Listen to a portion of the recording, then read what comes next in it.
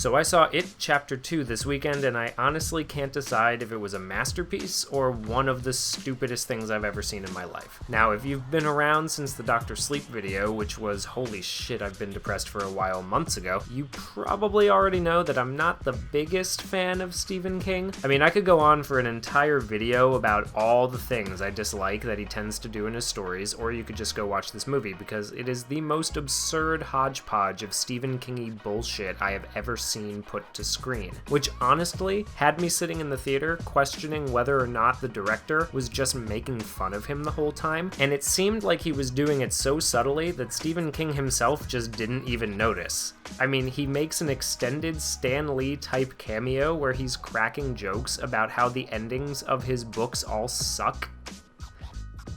What? At some point I might make a separate video on all the things I dislike about the way Stephen King writes, but for this I want to focus on just one major issue that I have with him, and that is his tendency to take good story ideas way too far. I've said this a lot before, but I legitimately think that Stephen King is a great ideas man. He comes up with a lot of really great premises for stories, but I am convinced he just does not understand why they work. He'll toss out a brilliant idea for a horror story that really seems like it has its ear to the pulse of something universal and human, that hints it might have something meaningful to say in addition to the imaginative scares on the surface level, and then he just spends the whole time adding superficial details that inflate the story beyond what it needs to be. And It Chapter 2 kinda follows in this long-held Stephen King tradition of flying right past the point of effectiveness. Now, before a bunch of radicalized fans come clacking away at your keyboards like I've just taken a shit on the prophet of your religion by saying this, I want you to know that I really enjoyed It 1.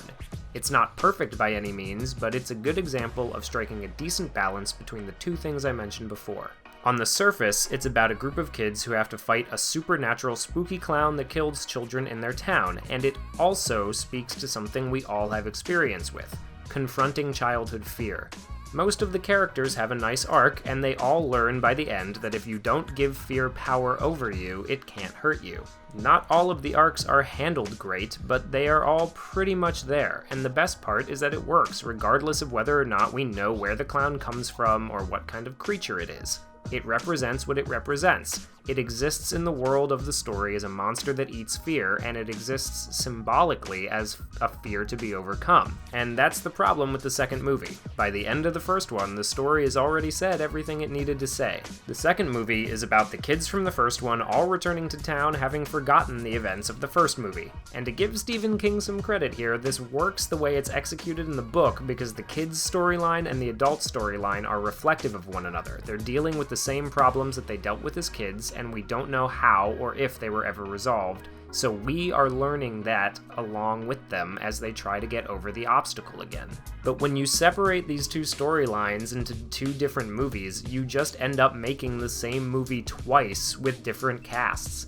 In the second one, Bill is still blaming himself for Georgie's murder. Bev is still struggling with her abuse and molestation at the hands of her father. Ben is still self-conscious about having been fat as a child. Eddie is still scared of disease. Mike is still blaming himself for his parents' deaths.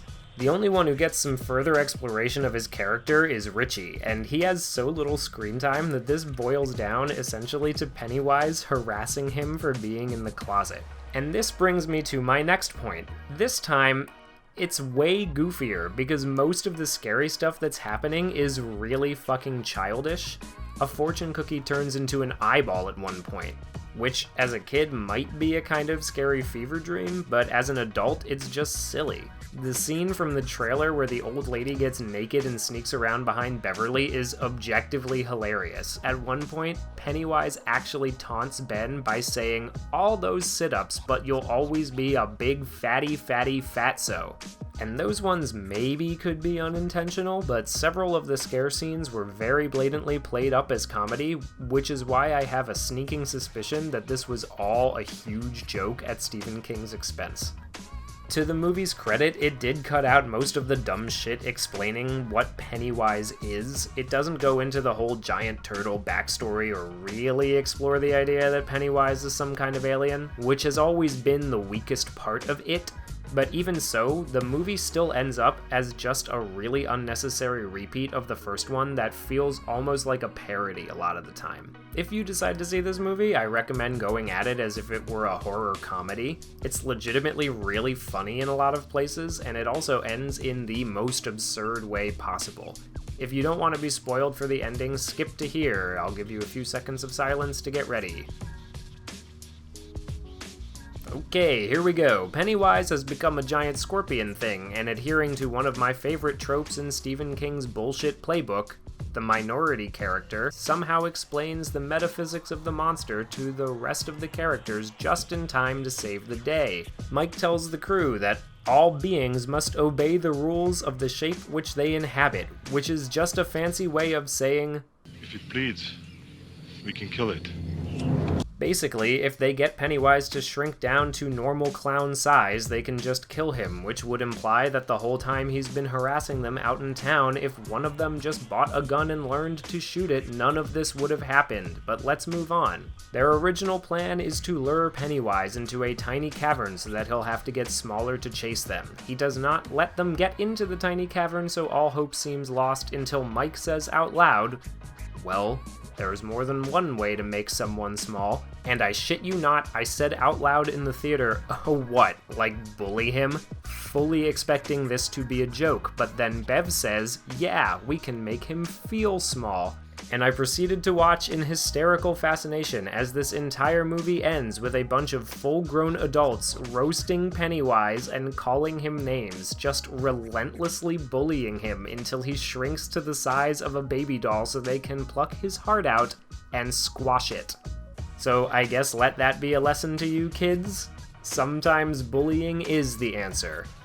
Anyway, I would recommend waiting for this one until you can watch it on HBO or something, but if you're really looking for a movie you can go get drunk at, it's either this or Dora the Explorer right now, so I guess take your pick.